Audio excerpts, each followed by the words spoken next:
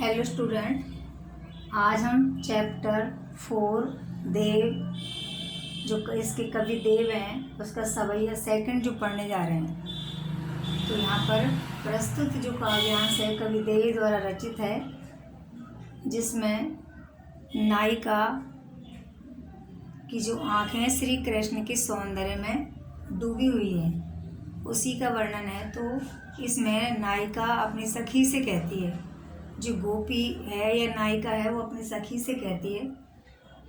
तो क्या कहती है? धार का मतलब होता है जैसे नदी की धारा।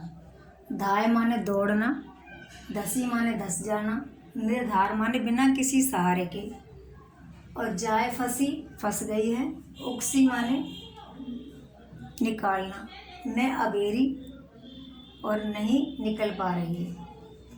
तो नायिका अपनी सखी से कह रही है कि हे सखी, मेरी जो ये आँखें हैं श्री कृष्ण के सौंदर्य रूपी नदी की धारा में बिना किसी सहारे के, निर्धार माने बिना किसी सहारे के जा कर के धंस गई हैं, और जाए फंसी उकसी न अबेरी, और इस तरह से जा कर के फंस गई हैं कि वहाँ से उकसी न अबेरी निकाले जाने पर भी बाहर नहीं निकल पा रही है। री अंगड़ाई गिरी गहरी, और अंगड़ाई लेकर के इस तरह से गहराई में जा गिरी हैं, धंस गई हैं कि गई फेरे फिरी ओ गिरी न घेरी, और घेर करके बाहर निकाले जाने पर भी बाहर नहीं निकल रही है। फेरे फिरी, फिरी माने दोबारा से निकाले जाने पर भी बाहर नहीं निकल पा रही है। देव कछु अपनो बसना, कवि देव के माध्यम से नायिका कह रही है, अर्थात गोपी कह रही है, अपने सखी से कह रही है कि कछु अपनो बसना, कि हे सखी इसमें मेरा कोई बस नहीं चलता है। मतलब श्री कृष्ण के सौंदर्य में अगर मेरी आंखें डूब गई हैं, वहाँ से हट नहीं रही हैं और एक तक उनको देखे जा रही हैं, तो इसमें मेरा कोई बस नहीं है।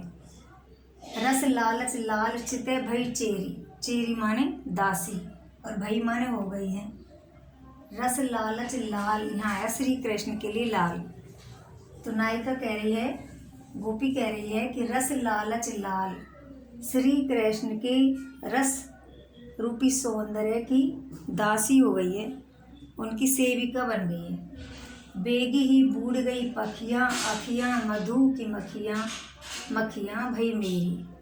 तो यहाँ पर गोपी कह रही है कि बेगी माने शीघ्र ही, बूढ़ी माने डूब गई, पखियाँ पंख, अखियाँ आँखें, मधु माने शहद, मक्खियाँ माने मधुमक्खी, और भई माने हो गई, मेरी माने मेरी, कि मेरी जो ये आँखें हैं शीघ्र ही उसी तरह से श्री कृष्ण के सौंदर्य में जा डूबी हैं जैसे मधुमक्खी शहद में जा कर के चिपक जाती है और वहाँ से नहीं निकल पाती है। वैसे ही मेरी ये आँखें श्री कृष्ण के शहद रूपी सौंदर्य में जा कर के फंस गई हैं और वहाँ से निकाले जाने पर भी नहीं निकल पा रही हैं। तो इसका विशेष है कि इसमें अनुप्रास, रूपक, उपमा अलंकारों का प्रयोग हुआ है। दूसरा है कि श्री कृष्ण के सौंदर्य का यहाँ पर वर्णन किया है नायिका ने। श्री कृष्ण के सौंदर्य की व्यापकता उसमें बताई है। और जो थर्ड पॉइंट है उसमें है कि सवैया छंद की प्रधानता है, और 4 जो पॉइंट है उसमें ब्रज भाषा का प्रयोग हुआ है। Thank you.